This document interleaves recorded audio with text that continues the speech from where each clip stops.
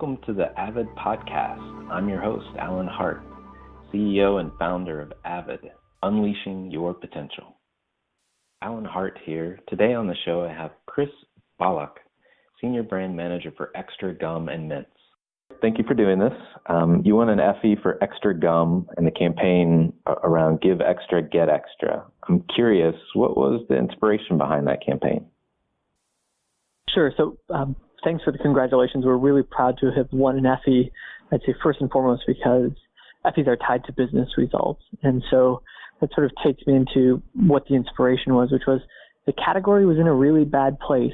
Gum was declining at unprecedented rates, and so was the Extra brand. And as the number 3 brand in the category, we were really inspired to restore category growth by driving Extra back to health.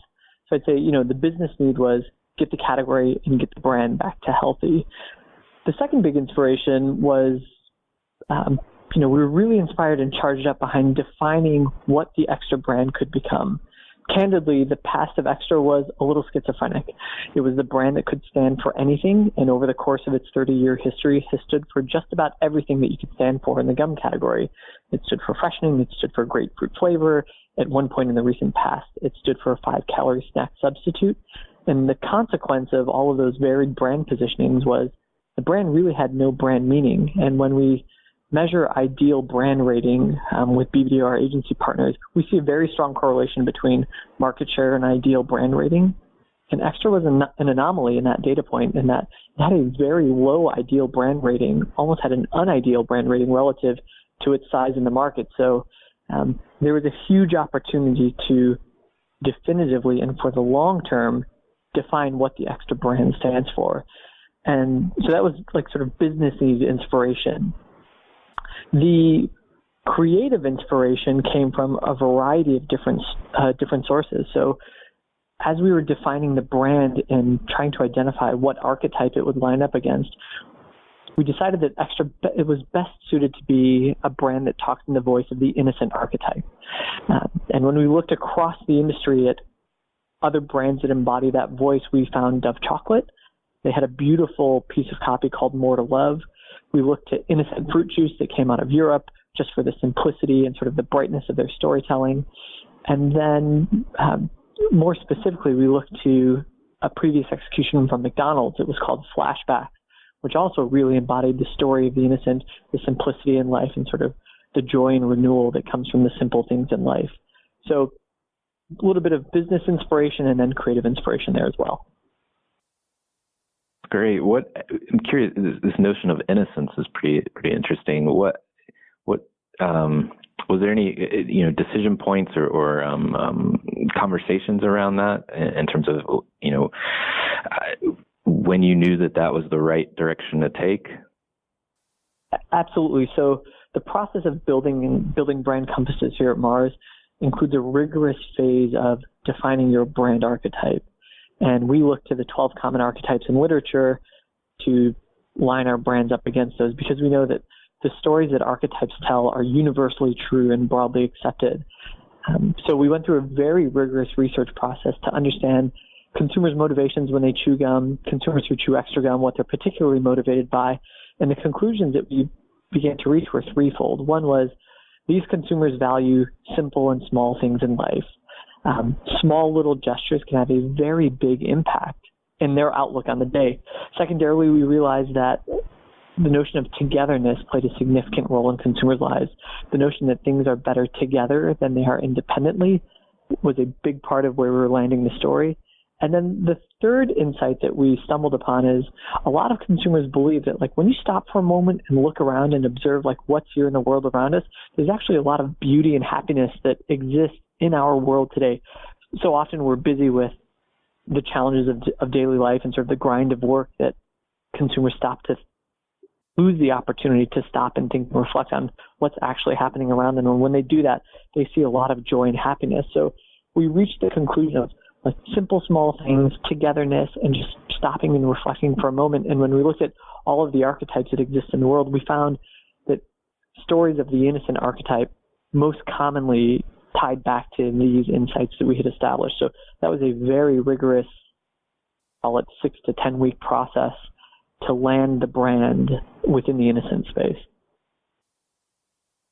Sounds like you use a lot of information and research at your disposal. Do you have any favorites that you go to, or that you think are you have to have this if you have nothing else?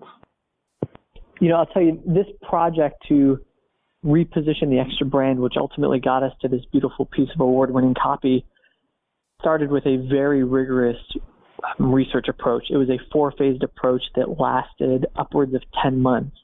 And the steps, just to tell them sequentially, was first a dig of all the existing research that we have, historical research about the brand, and maybe more current research about how we landed on the more recent positionings of the brand. We then secondarily worked with consumers to build new positionings, to validate some of our positioning statements. We went through several rounds of qual and in-home studies, and double validated this with 2 separate quant studies to make sure that we were absolutely landing the right positioning statement. And then it culminated with defining what we call a brand compass. I'm sure other brands call these brand cores or whatever they may be called, which was the manifestation of this new brand meaning on one page. What is our brand belief? What is our benefit? And so on. Good. How did the team play a role? I'm sure you had other folks internally, and then you had external partners. How did that all come together? So the team played a very big role in this project. Given the state of the category and the size of the Extra brand here at Wrigley, this was an all-hands-on-deck mission, right? The category was hemorrhaging. Our core brands were not very healthy. And we were leading the charge here at Wrigley with a major effort to get gum back to growth, right? And Extra was a key pillar of getting gum back to growth. So you can imagine that in addition to the usual brand and agency team members that we had in the mix, the stakeholders that we had in senior management were vast and broad. We had the president involved, we had the CMO involved, we had the head of research involved. These weren't the usual sort of functional marketers sort of leading the charge here. Just had visibility high up through the organization, and they were routinely checking in on the progress we were making. Again, given the severity of the category health and the opportunity to turn around one of our biggest brands. So the team played a very big role collectively. So the ad, as I was watching it, the campaign and the ad that you can see online, there's very little communicated in words. And I think it's the last 10 seconds or so of the ad that gives you a narrative voiceover, and then a quick visual of the product. I'm curious, with so much riding on the line, that's a pretty big leap to focus on an almost purely emotional message. Just curious, if it felt that way as you were going through this. So as we were going through it, there was no mandate to say this has to be an ad that has no dialogue in it. What we discovered in time was that the more emotion that we were building into the spots, the more impactful that they were becoming. And we were in real time realizing the benefits and the power that a beautiful picture can have, a beautiful soundtrack can have. What we look at when we evaluate advertising is a piece of copy's ability to get noticed, to get remembered, and then to get understood. And what we were finding was that the power of the visual and the storytelling was very easy to get noticed. The impact of sort of the punchline of the story was very easily remembered, and there was simplicity in the story that helped a viewer understand what was happening throughout the course of the spot. So the story of the dad and the daughter, the repetition of the vignettes of the girl growing old, that habitual pattern of the father folding origami cranes for the daughter. It's very easy to understand the totality of the spot. So we thought we were doing really well with getting noticed, remembered, and understood, even in the absence of dialogue within the spot. Great. Well, it definitely draws you in, so congrats on that again. What I would like to do is just winning an Effie is really about marketing effectiveness, and so I'm curious what your definition is for marketing effectiveness. Yeah, quite simply, as marketers and as brand managers, marketing effectiveness, in my opinion, is driving the business. Right? Are we having a significant and sustainable impact on business growth? And to play that out a little more precisely, marketing effectiveness, in my opinion, is not simply growing the brand, but growing the category. We know that our most important partners, who that being our customers, the Walmarts and Targets of the world, care about category growth and not brand growth. And so we as marketers are putting that very deliberate lens on category growth and developing really powerful marketing that will do that. To play this out a bit further, I think one of the harshest measures in marketing is penetration. And as we consider buy rate versus penetration strategies, I mean, to get more people to chew more gum is absolutely what we're trying to do. And that is a tall order. It's never easy to grow a business, but there are shortcuts you can take in growing a business, like selling bigger packs to drive your price point, developing a more premium brand just to drive basket ring per unit. But getting more people to chew more gum and to put more packs of gum in their shopping carts is a very, very hard challenge. And that's what we set out to do here on Extrion, which was grow the brand and the category by driving penetration. And I was very happy to see that we did that instantaneously and that we were recognized for those accomplishments with an Effie. One other sort of component of marketing effectiveness, in my opinion, again, points to power of the advertising and the simplicity of the advertising. So when I think about the ingredients that make marketing very effective, it has to be simple. It has to be very easy to understand, back to that noticed, remembered, understood construct.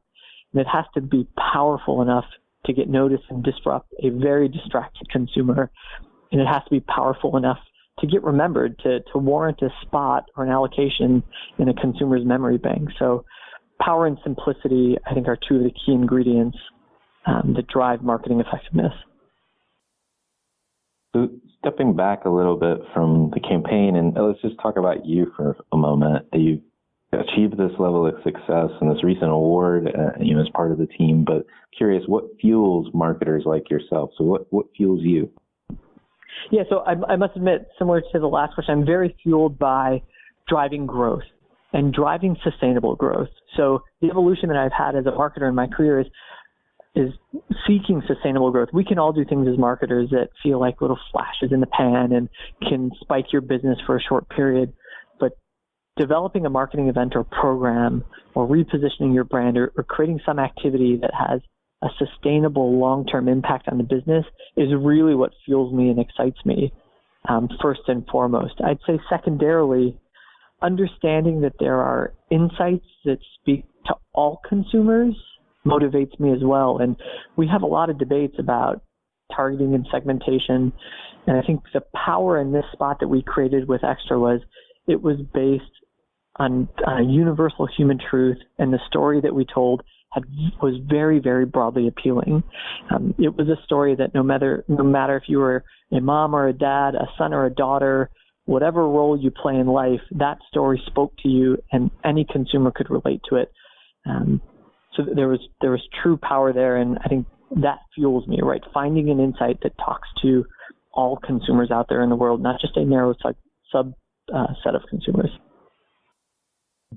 So as a brand marketer, what brands do you follow? Yeah, it's a great question. I follow a broad swath of brands, from established big CPG brands to brands outside of our industry to startup brands. So I can tell you, within our industry, I'm very inspired by a lot of brands that we have here at Mars: Snickers, M&M's, Skittles. These brands are executing best-in-class marketing and driving tremendous results year after year after year. And I think it's an outstanding source of inspiration. And when I look at the commonality that we have on Extra, with the commonality with those three brands, I see a fourth brand in the mix that looks very similar, and that's Coke. And it's easy to be inspired by Coke. They're such massive advertisers, such smart marketers. But the commonality between Snickers, Skittles, M&M's, Extra, and Coke is what I mentioned earlier. They're telling broadly appealing stories that are based on universal human truths, and they aren't narrowly segmenting their consumer base. So within the industry, I think those are brands that I follow and admire. Outside of the industry, I admire brands like NASCAR, who attract such significant audiences into their franchise and are on this evolutionary path of attracting even more consumers and more demographics into their platform, again, trying to create very broad appeal for their sport. Pivoting then into startups and new platforms, I love the brands of Airbnb and Warby Parker, largely for the proof point that small brands can emerge seemingly out of nowhere and cause massive disruption to very established segments and categories. Those are very powerful brands in my opinion. And then lastly, sort of in the world of entertainment, this may seem a little bit silly, but I sincerely admire the brand of the Kardashians. To tie it back to universal appeal and universal human truths and broad appeal, I think a universal human truth is everyone aspires to be fun and happy and glamorous and luxurious and be surrounded with a loving family and have tons of friends and fun. And I think that is the embodiment of what the Kardashian brand is. So while they may seem just like celebrities who people may criticize for one reason or another, I think that is an incredibly powerful brand based on the insight that they deliver, which is people simply want to be fun and happy with their friends and family. Interesting. I've never quite heard the Kardashians put in that light, but I like it. I like your universal truth, if you will, behind what they're delivering. I agree. It's good. Thinking about marketing trends and how you might advise or counsel other marketers, what do you feel like is the either most important trend or opportunity today? And then I also want to know what you think the biggest challenge is as well. Sure. So, one trend that I think marketers should begin to adapt to, inherit, or take on board is the notion that brands are malleable. And that means that once we develop a positioning statement and once we develop a piece of copy, that is not the be-all, end-all representation of the brand. In fact, I think brands are much like people, right? They're multifaceted in their personality. So I myself, when I come to work, am one person. When I'm at home with my wife and my two sons, I'm another person. When I'm reconnecting with my college friends, I'm a different person. But at my core, I'm absolutely still the same Chris Balach. But I flex and behave a little bit differently in every scenario. And I think brands at times are stuck trying to behave the same way in every single venue, which in reality doesn't reflect how people actually behave. So I think brands have an opportunity to evolve to become a little more malleable, a little more contextually relevant. And I think we're starting to see a lot of that, in particular on social media, but I think there are opportunities to extend that malleability into other mass media vehicles. Another important trend that is absolutely here is the notion that content is bite-sized, it's short format. There's an abundance of content, or brands should be creating an abundance of content for their brands. And that's largely because the decay or the life cycle of every one of those pieces of creative is so brief that I think we have to continue to stimulate the consumer base with new content from the brand. So certainly the notion that content is king is not a new notion, but I think it's one that will continue to grow in importance with every year. And then lastly, I think the reason small bite-sized content really matters is because, like Airbnb and the Warby Parkers of the world, like it's an opportunity for brands that were once really small and budding, growing out of nowhere, to really get noticed and establish a strong foothold in the marketplace. And there's lots of evidence that this is happening all over the place. So most important trends or opportunities are brands can be malleable and lots of bite-sized little content. And then in terms of challenges, I think the most significant challenge that we face today is simply the fragmentation of the media landscape. Whereas 30 years ago, you could achieve a majority of your reach in one media vehicle, call it TV. Today, the fragmentation is spread across so many different media vehicles that brands have to create lots of different pieces of content and variety of different formats to reach the same number of consumers they used to be able to reach through just one medium. So I think it's a challenge, and it's one that at times it feels like big brands are trying still to catch up to that trend to overcome that challenge. And what would you predict for the future of marketing if you had your crystal ball in front of you? Yeah. If I had a crystal ball, I would predict a few things. I'd say first and foremost, the amount of data that's coming back to marketers is growing every single day. And I think continuing to make more and more data-driven decisions will grow. But I think what will grow even more than it has in the recent past is the real-time optimization that happens with that data. So we know that today a lot of digital advertising is continuously getting optimized in real time. I see there to be an opportunity in the future for many other touch points with consumers to be optimized in real time, similar to the way that a lot of digital media is being optimized today. And then my other prediction for the future has to do with convergence. And I think there's, in particular in the world of digital media and e-commerce, starting to be a tremendous convergence between what is media and advertising and what is commerce. So when is a banner ad just a banner ad versus when is a banner ad an opportunity to place a product in someone's shopping basket? Those lines are becoming incredibly blurry, and I think will only get more blurred in real time here in the next 0 to 3 years. So when are you consuming media simply as a viewer versus when are you consuming media as a shopper? I think that dynamic is changing in real time, and the blurring line between sort of above the line and below the line media and advertising, if you will, is starting to get pretty confusing. Last question, I want to circle back on something you said, just get a reaction on it. You talked about the campaign itself and kind of having this simple, broad, truth, if you will, common truth to it. And then in the brands that you follow, you also highlighted, many of those brands have those same, brand truths or universal truths and broad appeal. I'm curious to get your reaction, this notion of, because of the fragmentation of media, also another theme you mentioned, there's marketers are, if you will, chasing niche, right? In some cases, and I'm curious to get your reaction on, the chase of the small versus the broad universal, and how you make those trade-offs, when to do which. Sure. One. So I'll say there's an abundance of research that suggests that brands and categories grow when you drive more penetration. So to think of it very simply, if you or I were to start a business tomorrow, our mission would be, let's get as many people out there as we can to purchase and consume our product.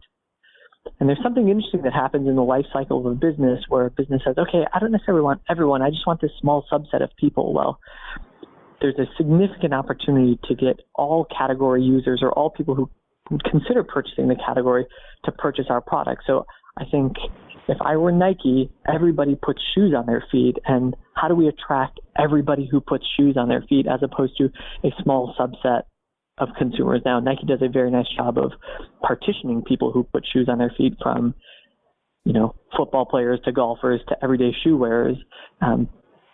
But these brands are still attracting everybody who exhibits this behavior. And in the world of gum, we know that gum has an incredibly low rejection rate, hence the reason that we seek these broad, universal human truths and are seeking to tell broadly appealing stories. So niche marketing and hyper-targeted marketing, I think, does have its application, but our intention here is to attract the masses. And we have absolutely proven that you can do that very successfully. Good. Well, thank you. Thank you for doing this, and thank you for sitting down with us. Yeah, thanks, Alan. It was my pleasure.